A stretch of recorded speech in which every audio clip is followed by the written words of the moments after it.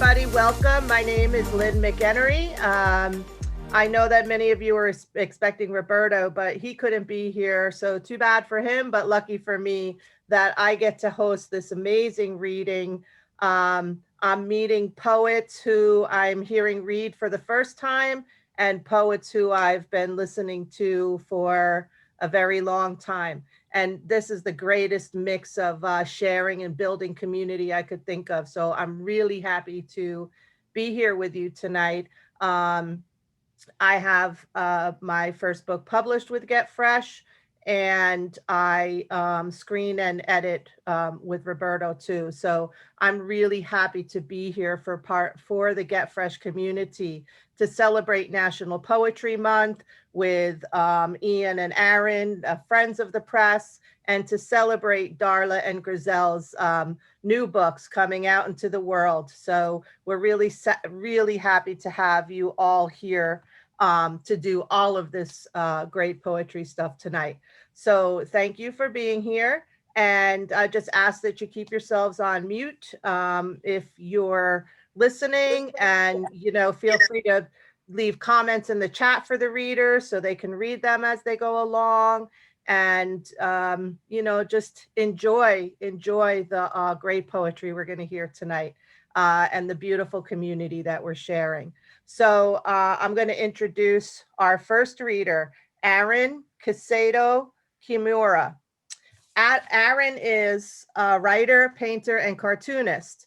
He's the author of Uba Sute, which won the 2020 Slappering Hall Press Chapbook Competition. And he's the author of the full-length collection, Common Grace, forthcoming from Beacon Press in fall 2022. His poetry has appeared in Beloit Poetry Journal, Poet Lore, DMQ Review, Tool Review, Louisiana Literature, The Night Heron Barks, and elsewhere. Aaron earned his MFA in creative writing from Boston University and is a recipient of the Robert Pinsky Global Fellowship in Poetry. He is also the author and illustrator of Text, Don't Call, an illustrated guide to the introverted life, Tarcher Peregrine, 2017. And also, I'm just going to put a plug for his website. I'll put it in the chat. Some of the most beautiful paintings I have ever seen, Aaron.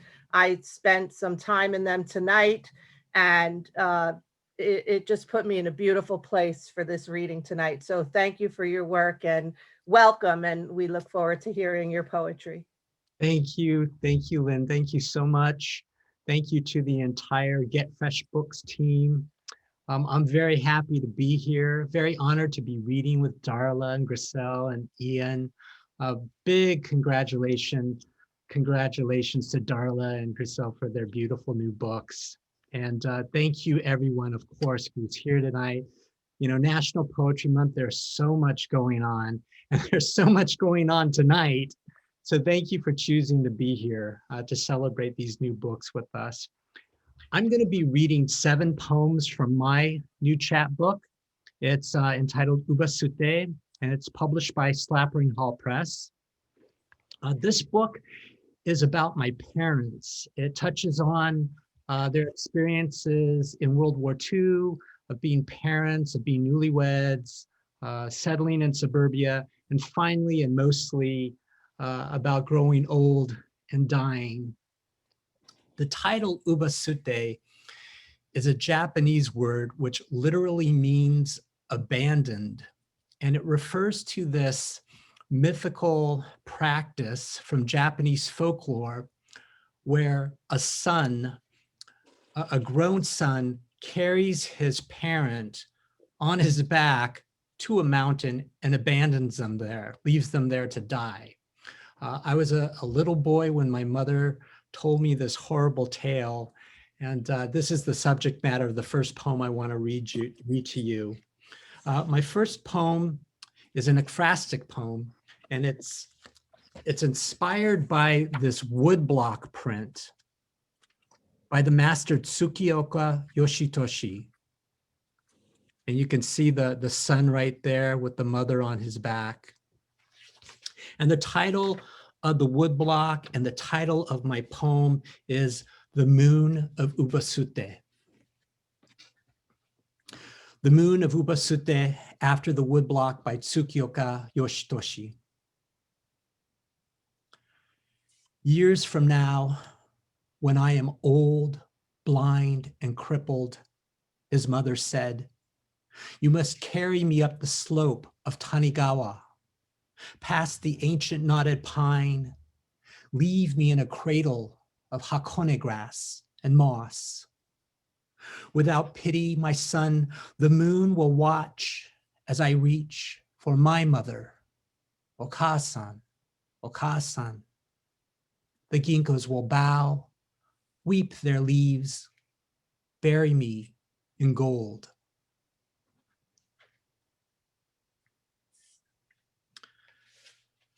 My next poem is a pantoum entitled Burial. I returned my father's body to the earth, cremated as he instructed in a letter. No funeral, no obituary in the newspaper. Those who needed to know were told. I had his remains cremated as he instructed, scattered his ashes in Bodega Bay. Those who needed to know were told that I waited until my mother passed to scatter his ashes in Bodega Bay, past the jetty where we used to fish. I waited until my mother passed, poured out their dust together, past the jetty where we used to fish, from the deck of the Miss Anita, seagulls calling overhead.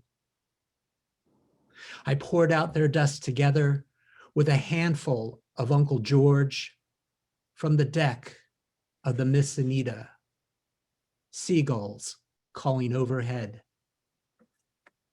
No funeral, no obituary in the newspaper. With a handful of Uncle George, I returned their bodies to the earth.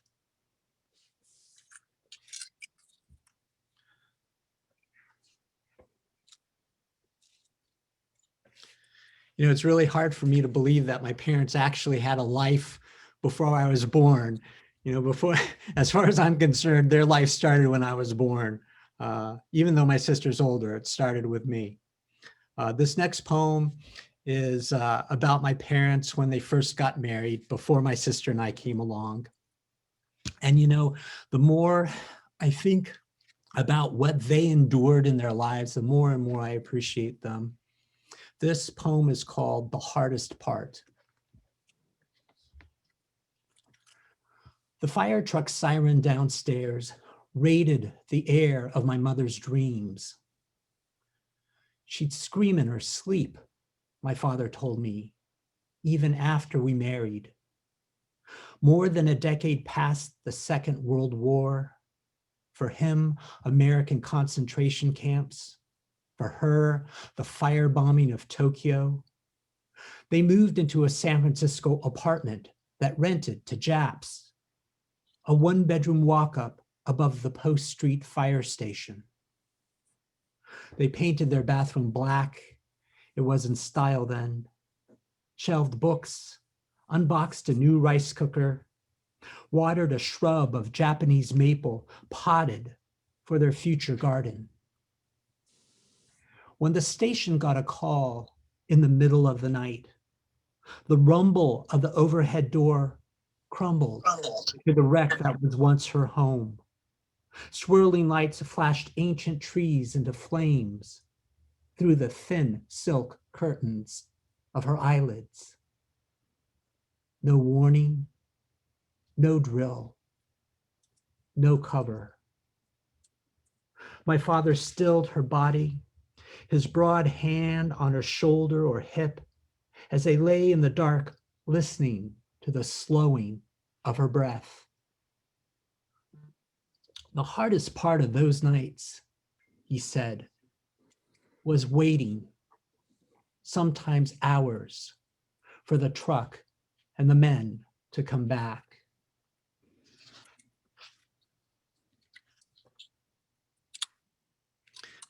The title of my next poem is actually my mother's name. Her name was Hama. It's a Japanese name, and it's spelled H-A-M-A. Hama. I ease a pen into the curl of mom's hand, ask her to sign a check. She sits on the edge of her bed, barely lucid, slowly forms H, A, a faint blue ballpoint cursive, a ripple, an echo. H, A, again, her hand can't write what comes next. Her name is Japanese for beach. I say, it's okay. Help her lie back.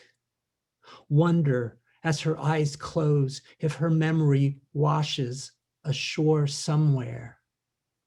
Goat Rock, Doran Park, bright and blustery, where with bare feet, pant legs rolled up, she watches I don't toddle too far into the surf.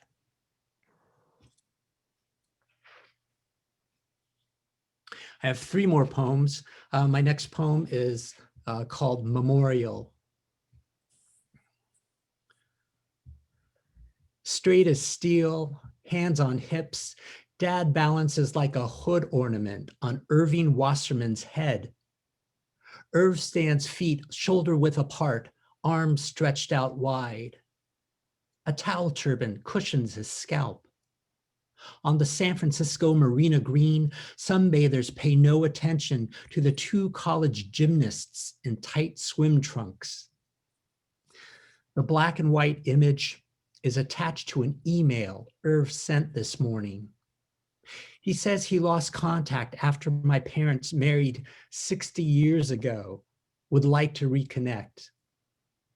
He doesn't know he's 7 years too late. No online obit, found me through my website. He calls my father remarkable, a word I never heard used to describe him. But yes, look, there he is, poised in the air, the husband who never cheated, the father who never struck me.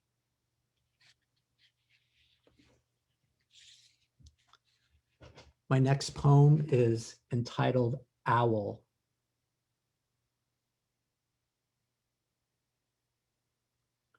Morning ghost, white, burnt umber.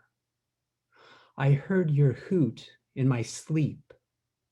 You sweep across the road, talon a vole at the oak's foot. Night eyes stare back, bronze beak tears open the dawn. Caught in sunrise, you dissolve into shadow. I walk the long driveway from the mailbox, riffle through yesterday's junk, open a Land's End catalog. There's my mother's white wool sweater. She gets more mail than I do, but she's never lived here and is long gone.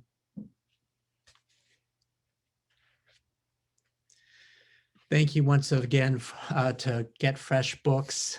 Thank you. Thank you to Get Fresh Books for having me tonight. And thank you all for coming out to hear us read.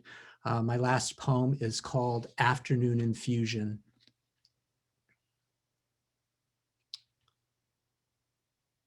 She panics 3 hellos as if startled by the noise of an empty house. Calls from St. Joseph's. The nurses are slow to start her hydration. I'm at a bar. Stevie Nicks reverbs in my beer, lures me back to the edge of 17 in this town I left 30 years ago. I take her call outside, stand away from the smokers. Half truth, I'm at the mall. She slurs a request. Milk of magnesia. And that other thing she can't remember. but I remember when I was a boy. She told me about the mythical Japanese custom, ubasute. A grown son lifts his aged mother on his back, delivers her to a mountain, leaves her to die. I'll come pick you up after chemo, I say, and hang up, realizing she's already cradled by the mountain. The waft of cigarette smoke and hint of manure in Santa Rosa air usher me back into the restaurant. The hostess smiles, welcomes me. Clueless, I have come and gone. Thank you. Thank you very much. Wow, Aaron. Oh, I'm so moved. Some devastating and stunning, and some of the other comments in the chat. For me, it was so hauntingly beautiful. And the handful of Uncle George, I can't get past that. And the carrying your mother. What a beautiful tribute and legacy. I'm so full from that reading. Thank you very much. Thank you. Okay, next I have the pleasure of introducing Ian Haley Pollock. We're so grateful that he's joining Get Fresh Books tonight. Ian is the author of 2 poetry collections, Ghost Like a Place, Alice James Books, 2018, which was nominated for an NAACP Image Award, and Spit Back a Boy, winner of the 2010 Cave Canem Poetry Prize. Individual poems have appeared in American Poetry Review, The Baffler, the New York Times Magazine, and others. Pollock teaches English at Rye Country Day School in Rye, New York, and is a member of the poetry faculty at the Solstice MFA program of Pine Manor College. We're so grateful to have you here, Ian. Welcome. Thanks so much for having me, Lynn. I really should have insisted that I read first because it's going to take me a second, Aaron, to come down from your reading. That was chilling and pretty devastating. I'll soldier on. Thank you to Get Fresh Books and Grisel in particular for inviting me to read tonight. An abridged history of American violence. The boys are kicking over garbage cans and smashing car windows with heaves of glass bottles. Time in the pest house of school or remediation on a road crew has moved them to boredom with bare knuckles and stolen knives. Soon, their insecurity will concentrate on the grip of a Glock till an enemy, who a minute before was unknown and not an enemy, appears under a streetlight. The provocation will be slight, soft palms hardened to a shove. In days to come, friends of the enemy will strip bark from the few trees they know and graffiti their grief onto the trunks. And the boys, even after the votive jars have filled with rainwater and plastic rose bouquets have somehow wilted in the humidity, the boys will also mourn their killed. In their woe, they will want for a light to slow drag through them, a light like the reflection of sequin or chrome. They will not find it, and they will not find it until they are discovered face up in a dirt lot, where neighbors remember a house a while back was torn down, where now bricks and teeth of glass push up like Indian bones through the soil.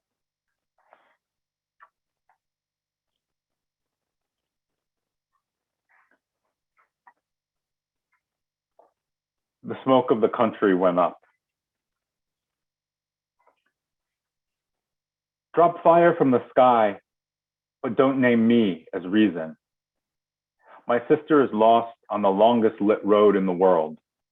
She wanders into shoe stores the hour before close and chews the stock back to rawhide. My father's workshop tools have broken into open rebellion. He worked and worked them to the bone. Any second now, the circular saw will churn through the basement door and into the kitchen, gnawing the floor to spit and sawdust. Out west, my cousin soldered the mirrored lenses of police-issue sunglasses over his ocular cavities. All he sees is wrong. Alert the Department of the Interior. Our enemies are inside the fence. Drop fire from the sky, but don't expect it to purify their hate. Or if it does, it'll burn me clean with the rest. Here's my hope for salvation. When the stranger comes knocking, open my arms wide with the door and give him whatever he takes. I find myself to be mostly mild-mannered and not that confrontational. I found that really changed both times my wife was pregnant, but particularly the first time. The second time I was a little more prepared for it because things had changed the first time. But this is a story about when my wife was pregnant, almost getting kicked off a train going from Philly to New York. I was actually on my way to an important reading. It was my Cave Canem Prize reading in New York, sort of my debut, and I almost got thrown off in Trenton. This is a long poem. It's a prose poem. I make it to the intimidating right margin for we poets. Whatever wilderness contained there. A woman, her white curls rolled tight, has twice limped through our train car and cannot find a seat. We have passed the zoo and are cutting through North Philadelphia. She complains to the conductor. She is loud and we are in the quiet car. The conductor asks for her ticket and inspects it. Her ticket is for this train, not our original train broken down in the station. If you have a ticket for the Keystone, he says, stand up and make room for Vermonter passengers. He says we were told this before we boarded. We were not. Naomi and I could not sit next to each other. She is 4 rows in front of me and across the aisle. She has unpacked her lunch. The conductor is standing over her and sees her ticket. He tells Naomi to stand. I stand and say, I'll give her my seat. I do not act out of kindness for the limping woman. That doesn't matter, he says.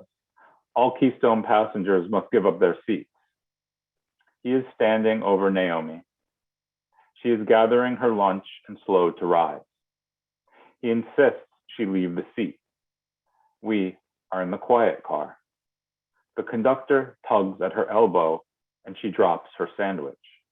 I step toward him and explain that she is pregnant. That doesn't matter, he says. She has the wrong ticket. You were told before you boarded. I say, no, we weren't. Other passengers from the broken down train mumble in agreement. My voice is rising when I say again, she is pregnant. I do not tell him early on, first week of the second trimester. Probably she could make the trip to New York on her feet. She is pregnant, I say. Am I acting to protect her? She is carrying a child. She is not standing, I say. We are in the quiet car.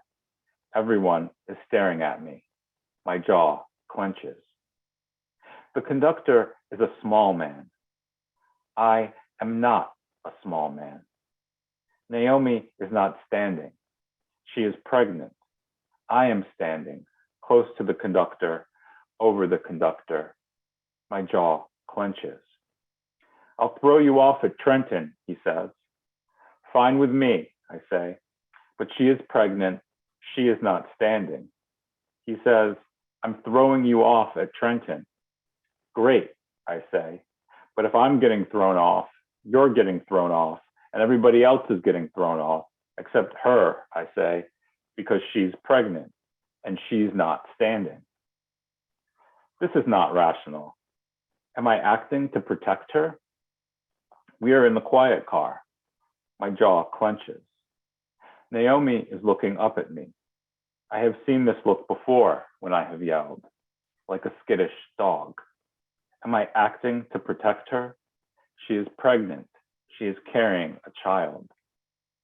The conductor is a small man. He is no longer threatening me with Trenton. He is making a semantic argument. You can say she's pregnant, he says, but you can't say that she's not standing. I laugh. I am winning. No, I say. I'm saying she's pregnant and she's not standing. We are in the quiet car. People are staring at me. I am staring at the conductor. The breath moves fast through the knot in his throat. My jaw clenches. He is a small man. I am winning. He shakes his head. He turns and sidles down the aisle. I have won.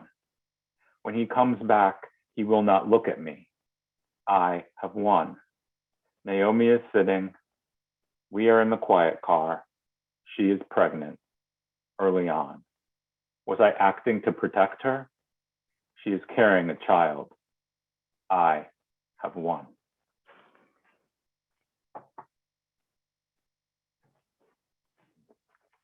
Thank you.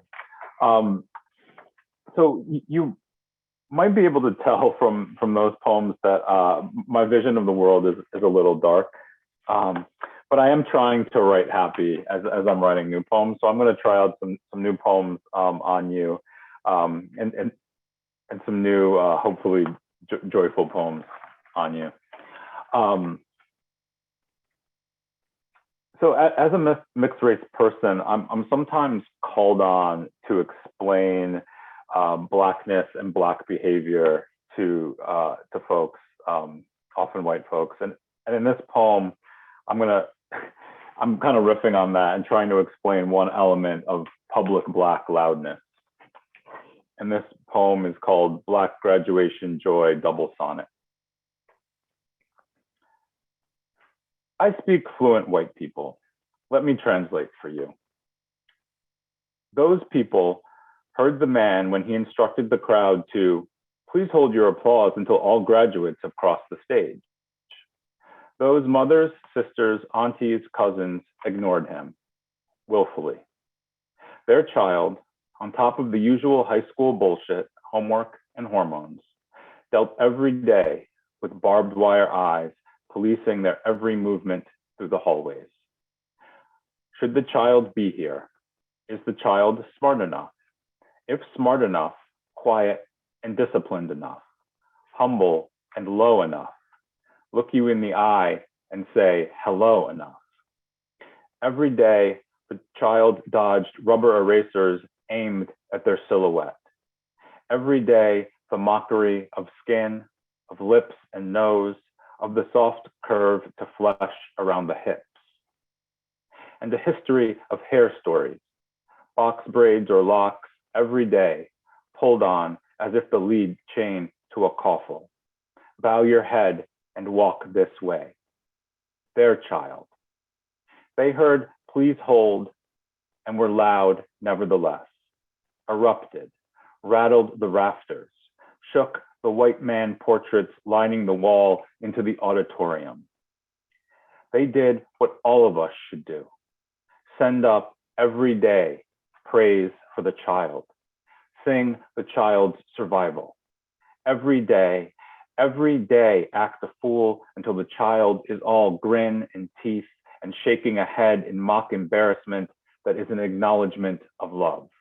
An acknowledgement that whatever broken glass is set into the next wall to be scaled, when the child's name is called, there will always and every day be a loudness from the back, joy and bulwark against ruin, joy and bulwark against rack.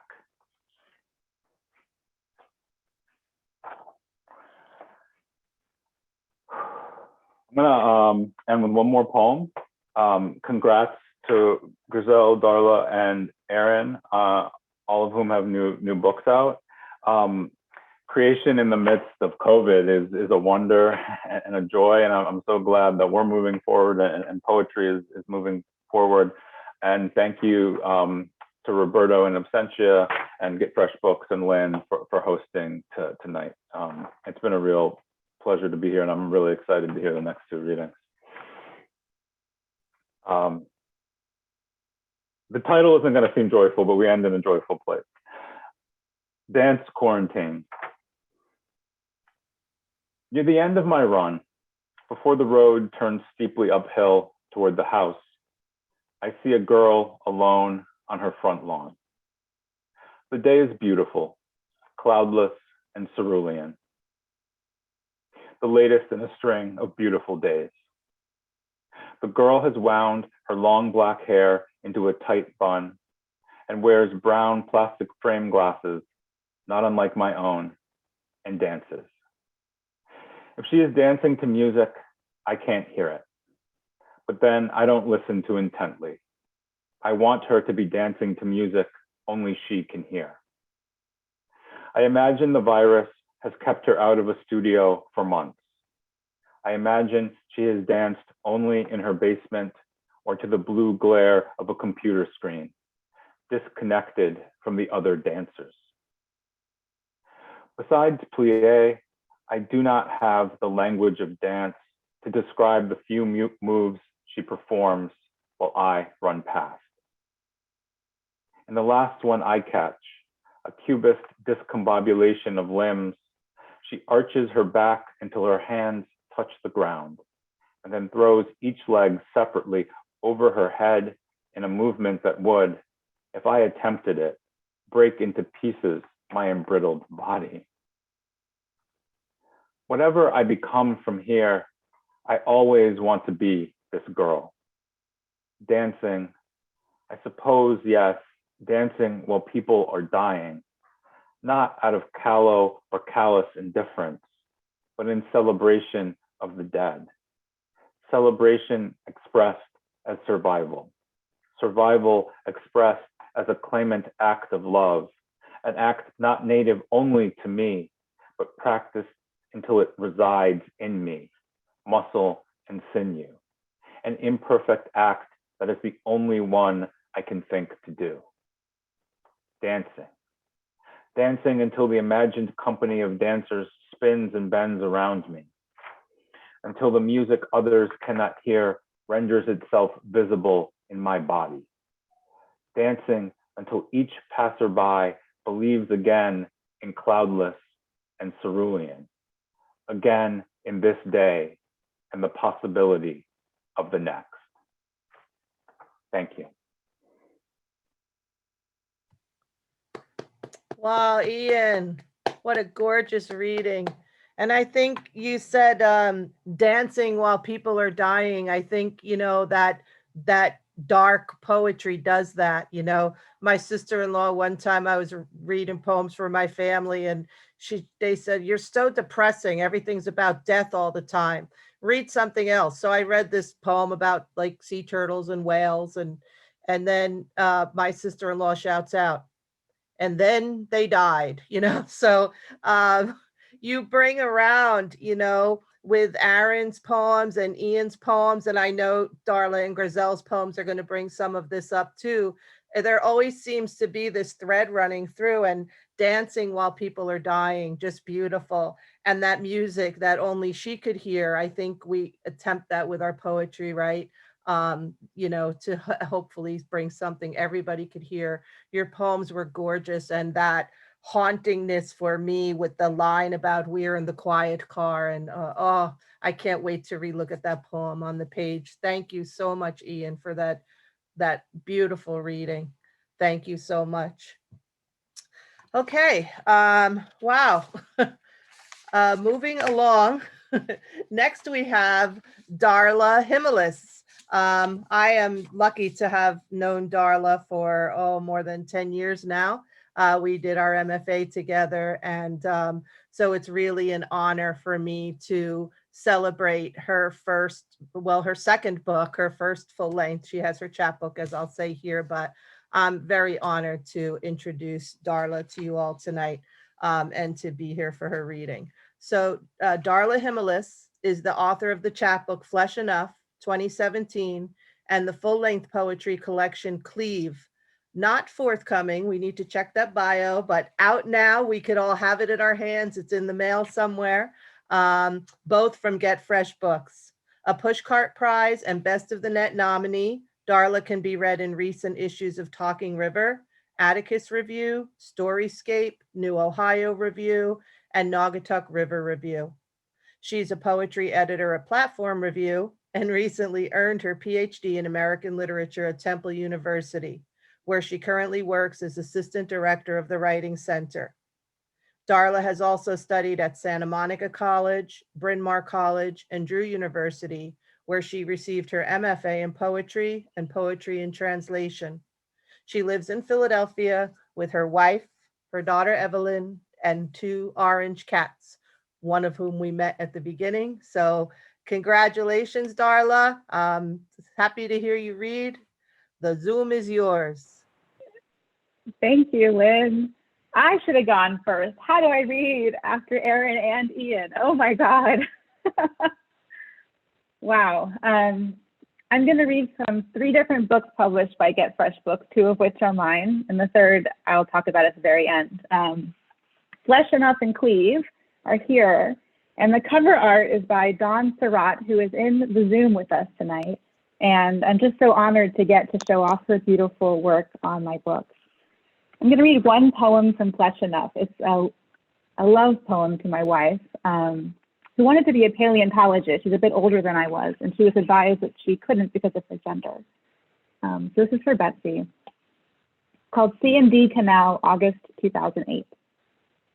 Dredged dust, sneaker stirred, birds, fossilized belemnite rostra, amber bullets modern squid evolved away from. But in your hands, they're delicate as daisies, good for braiding with tussock sedge into a crown I'd wedge you under tomorrow or next summer. For you, ancient sea creatures slap long vanished flesh against dusty shins. Squid legs flutter like black gum leaves in autumn fog. As light quakes the chestnuts free of your eye, the soft rattle of Delaware's cephalopod dead kisses my palms. Our bodies hold this late Cretaceous love song. I'm going to read from Cleave, which is just born, and it feels surreal and amazing to get to hold it. When Lynn and I were school together, this was my MFA thesis in a much earlier form. And it's been a long road. I'm going to start with the first poem in the book. It's called The Self in Transit. I turn, pretzeled with pillow, tray table rattling, the brass handle of a hardwood door, and open it between the eyes centered in the brain and the sun-bled orange behind drawn eyelids. Transparent, childhood's home thickens, solidifies, and my skirted self enters, a mud-footed old-souled child, 1984. I proceed 10 parquet paces, kneel before the yellow wraparound couch where I peeled grapes beneath bloodlusty arrows they flung. I hum a little fiddler, a little Dayenu, and this I swear, my chest pain sings the sprout of new ventricles, my nausea, the sudden flurry of irises blooming at every house I ever loved. And as I open my eyes' old windows, the flight lands like dust. One of the themes in Cleave has to do with childhood trauma, including domestic abuse. And if you're not in a place to hear poems about that tonight, if you mute or turn down the volume for 2 minutes, you'll miss them. These next 2 poems deal with that. And the first is called What It Felt Like. And that's my cat Addie in the background. What it felt like. Chipping on serrated steel, the bone was all I heard, despite Dad's opened mouth, or what must have been Mom's bloody screech, elongated purple ribbons of her breath. I saw her body arch back, pause, and flip forward, the pink robe pulled below as she rose to her toes, then up further, naked, the knife between her breasts turning, and she started spinning too, face down, helicoptering. I could not believe her limbs, sawed open, the ceiling, her pink body whisked up like paper, or how the sky was like any other night, but different, of course, to the kitchen. And surrounded by plaster, shingles, wet leaves, my father held the plastic fallen ring that had surrounded the light fixture above the counter. He knelt, kissed and kissed its plastic, did not see or hear my 4-year-old feet run with baby Darren through the front door to climb into mom's car, ride with her ghost to the motel, pray to the streaked stars, promise never to tell, pretend she was still alive and well and my mother. Next poem is called Goldfinch, which I think of as a quirky love poem of sorts to my mom. A goldfinch bounds down to the concrete field, nosing florets, feeding on seeds, as I pace the cracked schoolyard track. Far away, metal gate, my mom leaps and blows kisses like a woman scissored out from a storybook. Black and gold jacket, cherry red nails, sky blue shadow. A woman once clobbered and cut in the kitchen of a house with not enough locks and too many windows. I still hear the shriek of glass and speak its broken language. She leaps, waves two-armed and blows kisses. I wave back low, stomach level, wondering, is she crazy? My gaze blurring toward wings and ragged greenery beneath the schoolyard fence. Cheeks hot, belly shimmering from olive to gold. I am then feathery, limbs streaking ebony, new muscles tingling, impossibly floating toward the gate.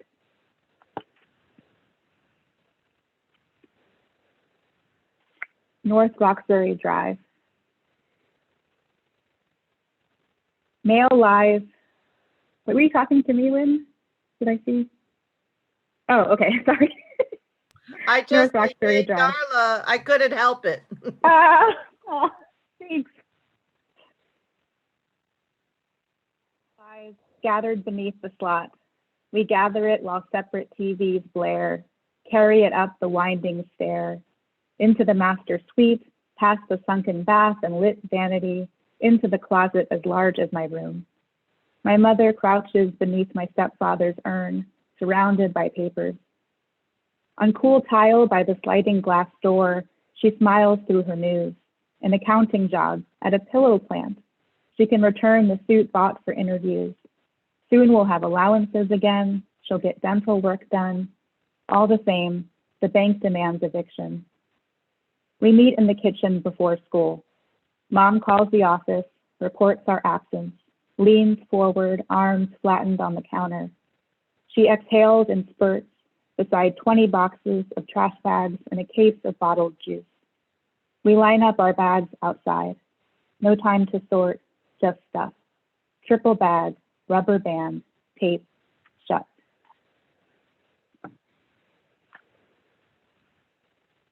Next poem is called Pigs That Ran Straight Away into the Water, comma, triumph of. Okay, oops. When Jesus casts demons into pigs, they leap from steep banks to sea. Some translations suggest lake. The water, salt or fresh, muffles a mania of snouts. The pigs drown. He is the Lord I will never understand through human stories. In Kara's photograph, newborn piglets suckle a Vermont sow. The sow gives of her flesh in dappled sunlight. She is clean and wise and noble, and her baby's number 7, oh holy. No God would throw demons upon her. No God would send such beauty to drown.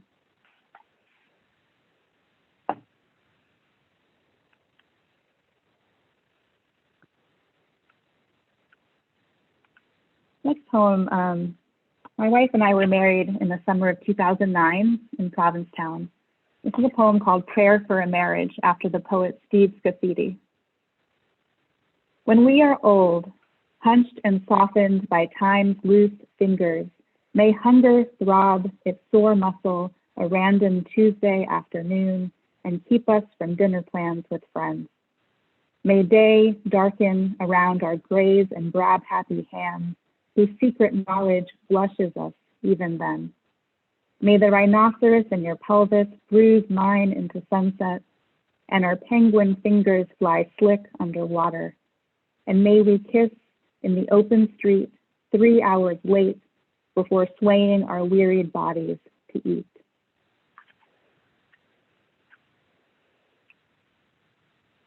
Kiss me. Kiss me on the sidewalk, why don't you?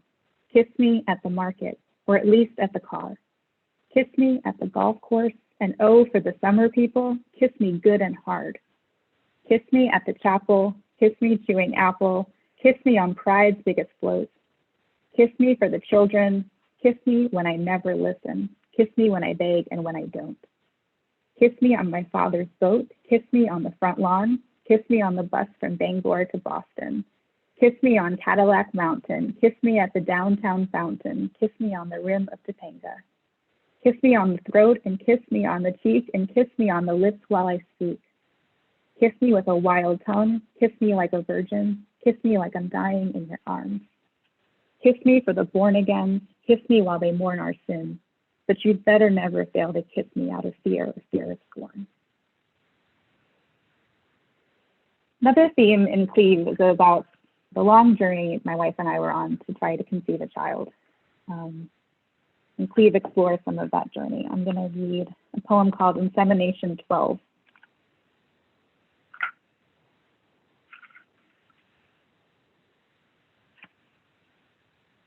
Laid on vinyl and foam cushion table, I tilt pelvis, legs V'd toward white coat sleeves, raise wet fingertip over left nipple, and moisten. Latex fingers glisten of stainless speculum, plastic shaft unsheathed, vial unscrewed, cream sucked, plunger thrust. Oh, baby. It didn't work again? Oh, what was that? Oh, baby, please.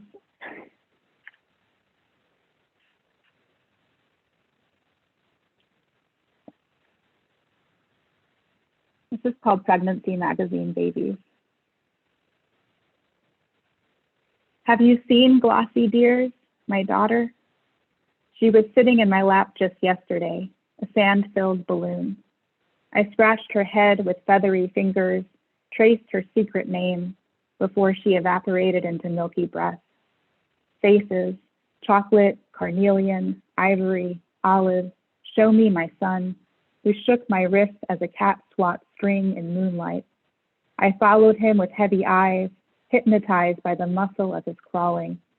I kissed his almost invisible cheek, but like hair in the pond, he vanished. Which of you is my child?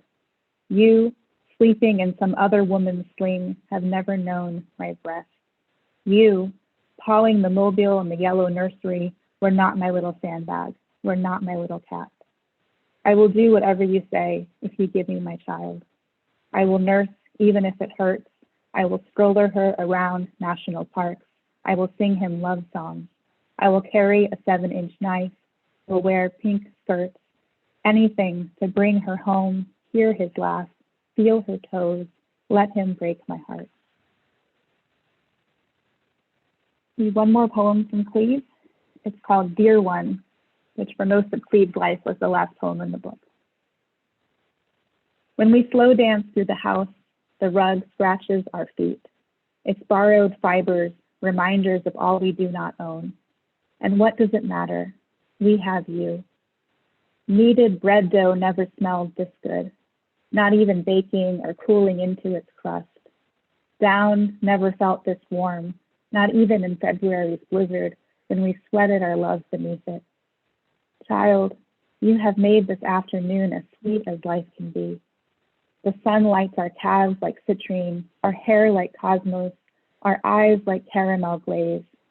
You, in your real flesh, pudgy arms and slick round lips, are a vision we believe, the ether to which we cleave.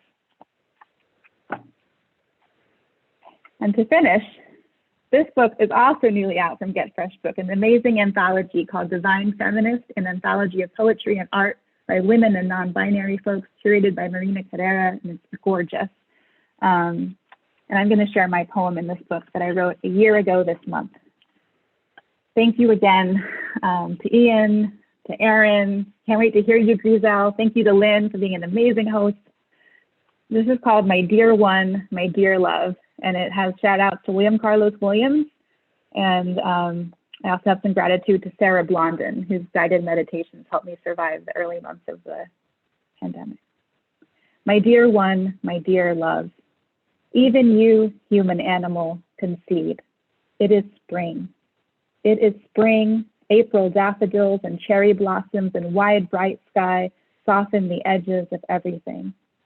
All roads this year, under the surge of blue mottled clouds, lead to contagious hospitals, where wet gowns hang for reuse and lungs stiffen atop crowded cots, upright humans scurrying and praying, suds in basins and salt streams mined through the heart. Street runner, dog walker, dodger, even you concede darkness divides dreamer from dream when dystopian maps broadcast thousands of kin breathless and dying. It is spring, and night sweats twist you up in peach cotton sheets.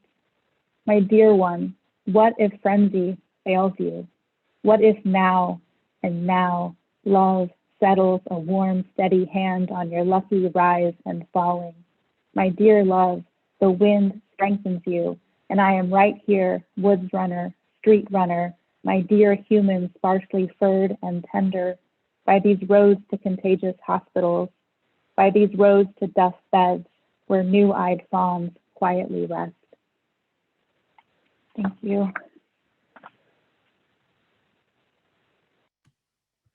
Wow, Darla, that was beautiful. Thank you so much.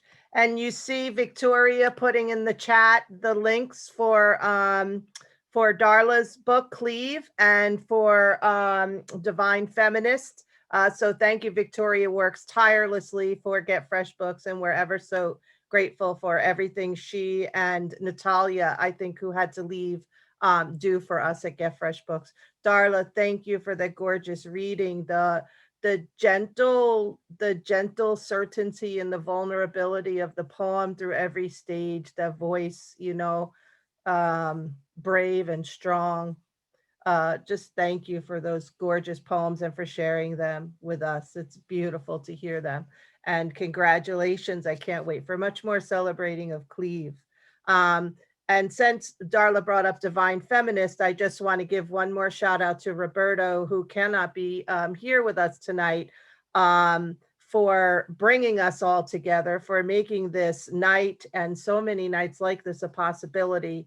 I'm sure we'll all be together again because of this. The way that Get Fresh Books works to bring communities together and keep them growing stronger is why I am so really blessed to continue to work with them. And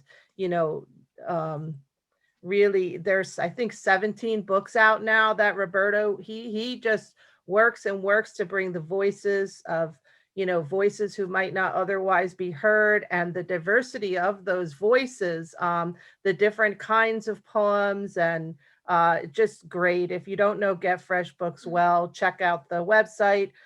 Victoria's putting it there for us, and check out our poets.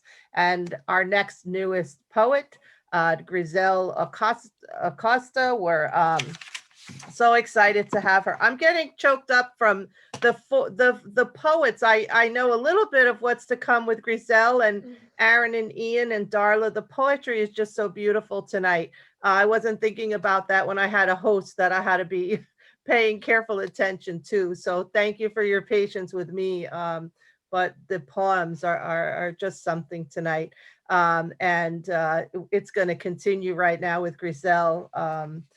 Just amazing. So the formal bio: Dr. Grisel Acosta is an associate professor at the City University, New York, BCC, and the daughter of Colombian and Cuban immigrants. Her first book of poetry, Things to Pack on the Way to Everywhere, is an Andres Montoya Poetry Prize finalist and not forthcoming, but it is here from Get Fresh Books, April 2021, and we're all going to have it in our hands pretty soon. Recent work can be found in Best American Poetry, The Baffler, Split This Rock, Acentos Review, Quelly Journal, Latino Book Review, Red Fez, Gathering of the Tribes Magazine, In Full Color, Patterson Literary Review, and celebrating 20 years of Black girlhood, The Lauryn Hill Reader. She's a Geraldine Dodge Foundation poet, a Macondo Fellow, and the editor of Latina Outsiders, Remaking Latina Identity, Routledge 2019. So Grisel, thank you. And let's hear those poems. Thank you so much, Lynn. You have done an excellent job hosting, and I feel very blessed to be here tonight. Thank you so much, Erin, Darla, and of course, Ian, who came here upon my request. This has been an incredible night, and I actually bookmarked certain poems that I wanted to read, but now I want to change everything and read poems in response to what everyone else has read. But just a few other quick shout outs. Thank you to Divine Feminist editor Marina Carrera, who's here in the room. And thank you to Roberto. And I've already put thanks to Victoria and Natalia in the chat. This is a really great family. I'm so glad all of you are here tonight to see the love. And shout out to San Antonio. We have a couple of San Antonio folks in the house, Blanca and Victoria and Vincent. So thank you for coming. I'm dedicating this reading to Black and Brown men. And I'm going to start with a poem called Ways of Seeing My Brothers. I really thank God that my brothers grew up in a time when guns were not as readily available. So this is about my brothers. Ways of Seeing My Brothers. Uno. You are precise artisans, designing aircrafts meant to soar above the alto cumulus, or pumping air pulsating through twists of brass trumpet, pressing fingers down on valves to scream higher than a jet. Dos.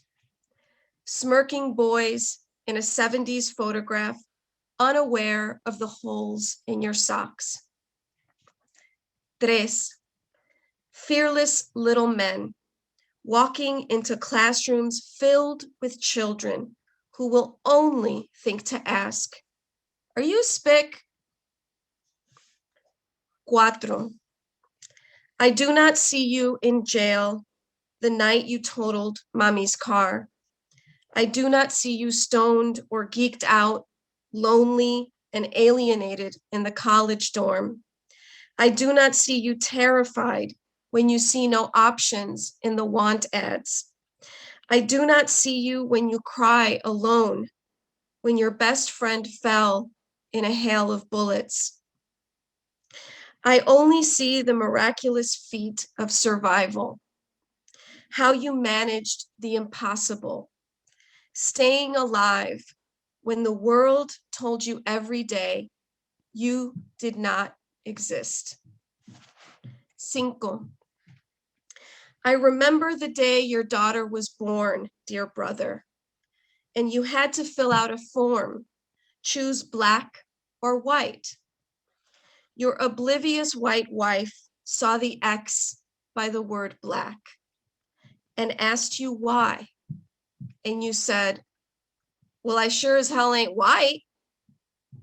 And all of a sudden, you gave your own kind of birth. Seis. I wore your clothes, walked like what we taught, like what we call a boy, talked knucklehead talk, became what you were. Siete.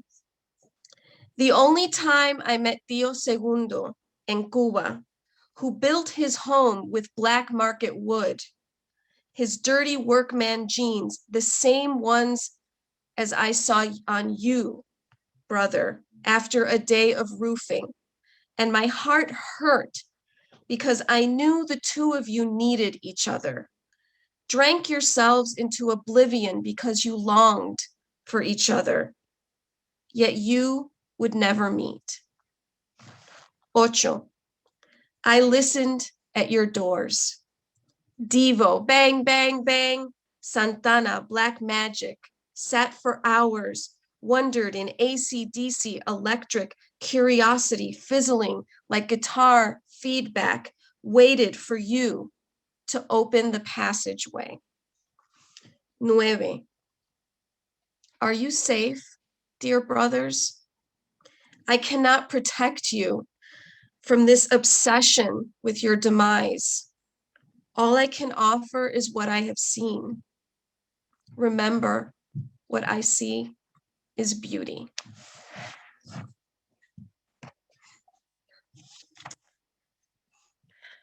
Okay, and I was really moved by the poems that were about parents and death. I was taking care of my dad for the last few years while he suffered from Alzheimer's and Parkinson's. And I had a contentious relationship with my dad, but I knew that he loved me very much. And anyway, this poem is about that. And this is a little bit about, this is something that I'm reading also because of the San Antonio folks in the room, because this was published by Jim LaVilla Haviland when he was editing poems for the San Antonio Express News. So this was written in San Antonio, and it's called Trash. Papi threw out all my artwork. Derek's carved open chest, blue-black heart, and orange skin in design marker scrawl, condemning our underground afternoon of Southside sad lust. A spotlighted box of cereal called Health in a room with a grass floor, pine tree decoration, and chopped lumber sitting neatly. Acrylic nature. I miss this one the most. I am reminded of it every time I shop at Whole Foods. Even the 2-bits, tiny 2x2 art, entered in competition or sold. 2 of mine won awards. One of them, my first sale, was bought for $5. It was a multicolored swirling cathedral called My Bed. I placed all the work under the bed in the guest room.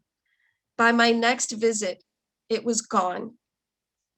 Except for insane Bridget. She is framed and in the living room.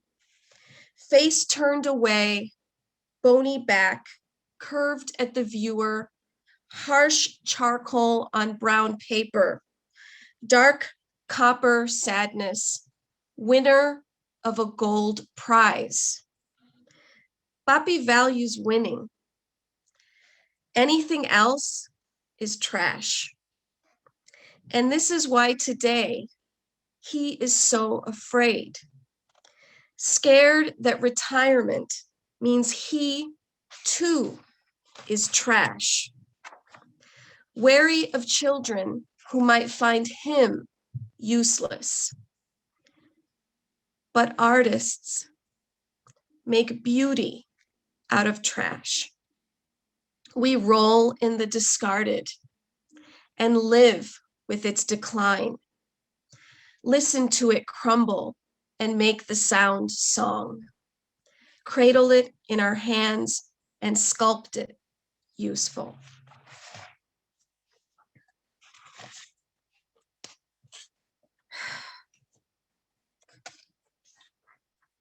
So I want to read one that I didn't bookmark. So it's, by the way, I just have to say, it's really fun reading out of the actual book. This is the first time I've done it. So it's kind of making me a little weepy-eyed here. So I'm gonna read one that again, you'll see this is a response to some of the dancing that was mentioned earlier. And this is a trip that my partner and I took right before the pandemic hit. We went to New Orleans. And this is called New Year's Eve, New Orleans Restaurant, 2019 to 2020. What was meant to be an escape from death, my father's, my aunt's, my uncle's, my husband's uncle, all in 1 year. Now it too nearly gone. I barely lifted my fork halfway to my mouth before he dropped. An elderly man with a heart condition. The room widened like the aperture of a camera. Tables cleared, folks stood in a circle. No one ate as they pressed the defibrillator down on his chest. We just looked at each other, mouths closed, mum. I held my lover's hand. Trained EMTs worked quickly to revive him. I don't know if they did. Once he was gone, the restaurant staff apologized to us. Some patrons left without paying or complained about the nuisance.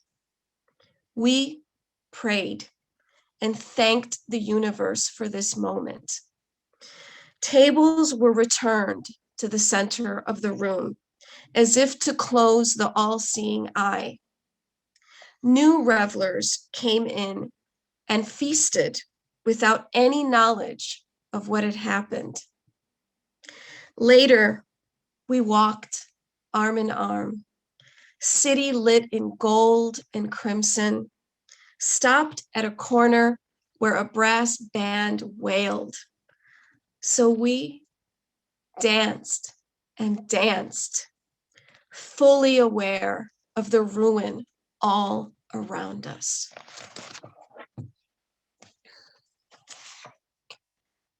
And I think I'm gonna end with another. I think I don't know. Am I short? Am I long? I don't know. I can't tell. You're perfect, Grisel. You have time for a couple more if you want. Okay, all right. So I'm gonna read two more then. I want to read one. I never do this. I want to read one from the book that I edited, Latina Outsiders: Remaking Latina Identity. And this is a poem that culled from the headlines, really in this ongoing border situation. There was a word that was bandied about a lot when we had our previous, I don't even want to call him the president, but a previous leader in office. And the word was caravan. So I culled a lot of these images from the different headlines that used the word caravan. And you'll see that one of them was actually used out of context. Technically, it wasn't used for the border. It was used to reference Puerto Ricanos. So I just wanted to kind of examine this idea of the caravan, which was for some reason used to describe my brown family, my Latino family. So this is called Caravan. December headlines: girl dies crossing border. Cause: dehydration and shock. She was from Guatemala, land of hidden volcano lakes, water within ash, mud fire depths of Atitlan. Honduran woman gives birth in the US. Then she is jailed. So is her family. Copan of the Maya, praise the sun, praise the birth, praise the life. Presidente del Norte chirps like a bird, calls migrant women and children space invader aliens. 300 Puerto Ricans caravan from the mar al lago. No olviden las viejitas, the babies without power or pampers. Caminemos, mujeres. We still walk with our daughters. We still walk in the desert. We still walk to the river, the sea, the ocean. Esta es nuestra tierra. This is our land. Mud and fire is our life. Its texture, the contours of our skin. The Maya walked. The Aztecs walked. The Taínos walked. The Caribs walked.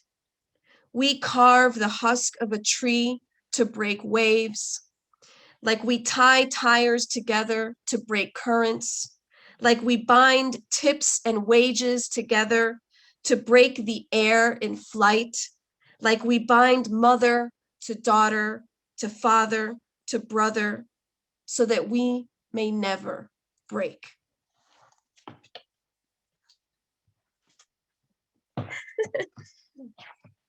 And then this is the title poem of my my collection, Things to Pack on the Way to Everywhere. And it'll explain why the cover is this funky neon sign kind of look. Things to pack on the way to everywhere. And I explained to some of you already, I mentioned the long-eared owl. It's not the long-eared owl. I have just found out in my passion for birds, it is the mourning dove, mourning. But that's okay. That's okay.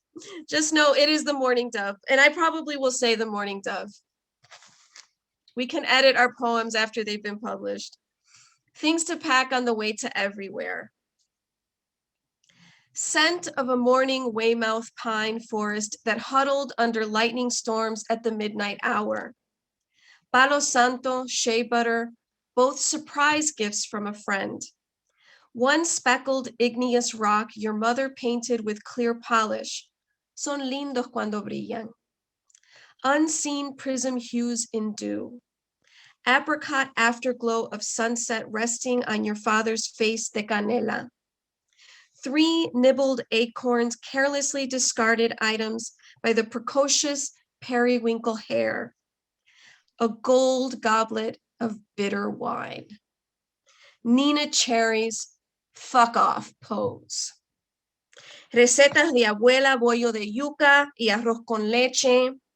The melancholy of the mourning doves. Ooh, ooh, ooh, ooh. A blue towel of Turkish cotton, the thwack of drunk slapping a surprised abuser. Pens in blue and green, a scroll made of linen and embers, prayer cards to the Holy Trinity of AOC, SCOTUS Justice Sotomayor, La Lupe.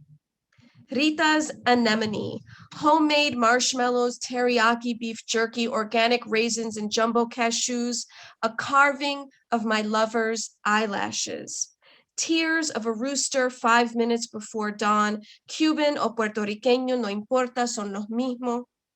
2 wax candles, a phallus, a vulva, made by an androgynous palinquerex, anointed by heliconius butterflies, reminding us mimicry is the tool of saints.